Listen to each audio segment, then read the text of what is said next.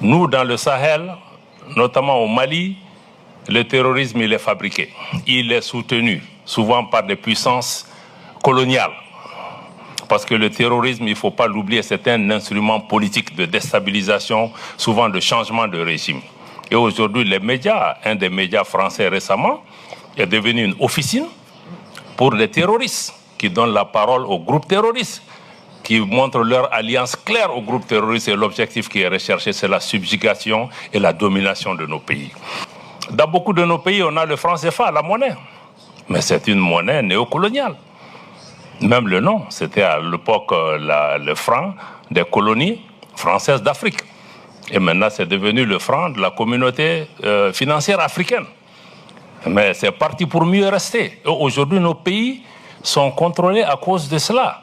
Merci infiniment de me donner la parole et puis pour cette invitation.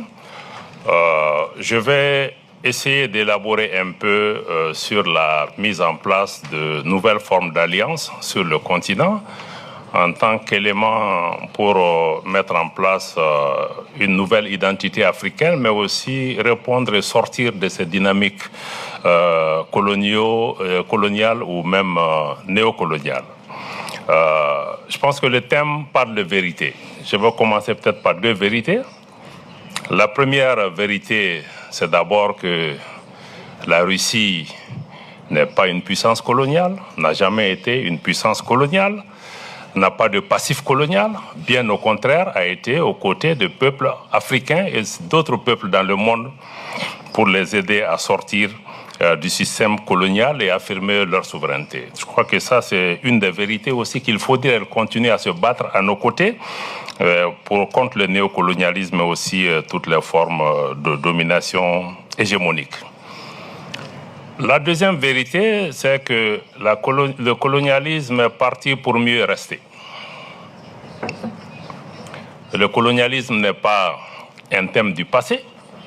Le colonialisme est terminé, mais le néocolonialisme est encore vivant. Et tous les outils de perpétuation du système colonial sont encore là, bien en place.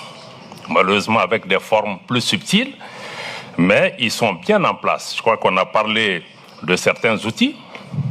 D'abord, le contrôle politique de nos pays a continué. Ensuite, il y a les médias, on en a parlé. Certains médias aujourd'hui sont devenus des armes de destruction massive et beaucoup de ces anciennes puissances coloniales l'ont compris qu'il n'est plus nécessaire d'envoyer des armées et qu'avec la manipulation, l'instrumentalisation, le financement des médias qui aujourd'hui ne parlent même plus dans leur langue, ils sont chez nous, ils parlent dans nos langues. Pourquoi ils ne désinvestissent pas dans nos institutions publiques pour nous informer, mais ils investissent dans leurs propres institutions? Donc je ne dis pas tous les médias, mais aujourd'hui, certains médias de ce système néocolonial sont des instruments de perpétuation de ce système et sont devenus même des armes de destruction massive. Et ça, je vais faire le lien, parce que les médias en lien aussi avec le terrorisme amplifient cet élément d'arme. Parce qu'aujourd'hui, le terrorisme, il ne faut pas se voiler la face. On a essayé de nous faire croire que le terrorisme, ça vient des extrémismes musulmans ou d'autres extrémistes. Nous, dans le Sahel, notamment au Mali, le terrorisme, il est fabriqué. Il est soutenu, souvent par des puissances coloniales. Parce que le terrorisme, il ne faut pas l'oublier, c'est un instrument politique de déstabilisation, souvent de changement de régime. Et aujourd'hui, les médias, un des médias français récemment, est devenu une officine pour les terroristes, qui donnent la parole aux groupes terroristes, qui montrent leur alliance claire aux groupes terroristes et l'objectif qui est recherché, c'est la subjugation et la domination de nos pays. Ça, ils sont partis pour rester. Dans beaucoup de nos pays, on a le franc CFA, la monnaie. Mais c'est une monnaie néocoloniale. Même le nom, c'était à l'époque le franc des colonies françaises d'Afrique. Et maintenant, c'est devenu le franc de la communauté financière africaine. Mais c'est parti pour mieux rester. Aujourd'hui, nos pays sont contrôlés à cause de cela. Le Mali, par exemple, on a été sanctionné parce que nous appartenons à la Banque centrale des États de l'Afrique de l'Ouest, qui est notre banque régionale, qui est utilisée par des anciennes puissances pour punir nos populations. Donc le colonialisme n'est pas un sujet d'hier. C'est un sujet d'aujourd'hui, il est encore vivant. malheureusement. Moi, je vais juste essayer de reprendre maintenant 2 ou 3 outils de perpétuation de ce système colonial. D'abord, à travers les institutions internationales, en commençant par les Nations Unies, malheureusement. Par exemple, le fait qu'il y ait des statuts de porte-plume qui existent encore au niveau des Nations Unies, c'est une perpétuation d'une pratique coloniale qui met les anciennes colonies françaises sous la France et les anciennes colonies anglaises sous la Grande-Bretagne, pour une organisation qui est censée défendre nous les peuples. C'est vraiment une grande interrogation pour nos pays. Et le Mali a dénoncé et a refusé ce système d'avoir un porte-plume parce que nous avons été à l'école, nous pouvons tenir notre plume nous-mêmes, nous avons une voix. Le Mali va désormais parler pour lui-même sur la scène internationale, nous n'avons pas besoin de porte-plume. Ça, c'est un.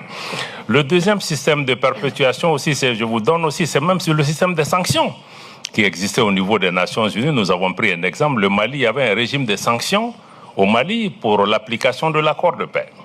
Et c'était un des moyens qui était utilisé aussi pour nous assujettir. Quand le gouvernement et les populations maliennes ont demandé de lever ce régime de sanctions, malheureusement, ça n'a pas été fait. Seule la Russie a mis son veto. Malheureusement, nos frères africains qui sont assis au Conseil de sécurité ont voté dans le sens que l'ancienne puissance coloniale voulait. C'est une grande déception. Aujourd'hui, les institutions financières internationales, FMI, Banque mondiale, sont aussi utilisées pour la perpétuation de ce système de domination.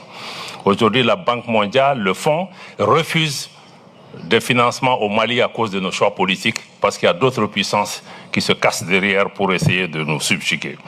Et plus près de nous, dans notre région, malheureusement, la CEDEAO, notre organisation régionale que nous avons quittée, est entre les mains de ces puissances pour atteindre les mêmes objectifs.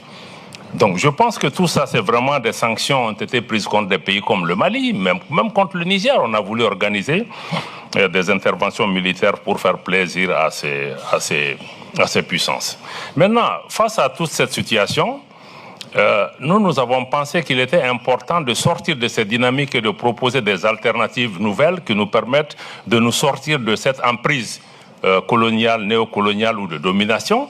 C'est pourquoi le Mali, le Burkina et le Niger avons décidé de mettre en place la Confédération des États du Sahel, qui se veut un modèle alternatif d'intégration, un modèle qui est contrôlé par un leadership proprement africain, dont le fonctionnement est assuré par nous-mêmes, à la limite des moyens dont nous disposons, pour pouvoir apporter notre réponse par rapport à ça, et faire en sorte que nous puissions affirmer notre souveraineté par nos propres moyens. Et je crois que la sécurité aujourd'hui du Mali, du Burkina et du Niger est assurée par nos armées, par nos propres moyens. Pendant 10 ans, nous avons attendu l'aide de l'extérieur qui est venue, mais qui était dans un scénario de dépendance, qui ne nous mettait pas en capacité d'assumer notre sécurité. Je pense que c'est ce nouveau modèle où nous pensons que nos organisations ne doivent... Parce que qui finance paye, malheureusement. La plupart de nos organisations, leur fonctionnement est financé par l'extérieur.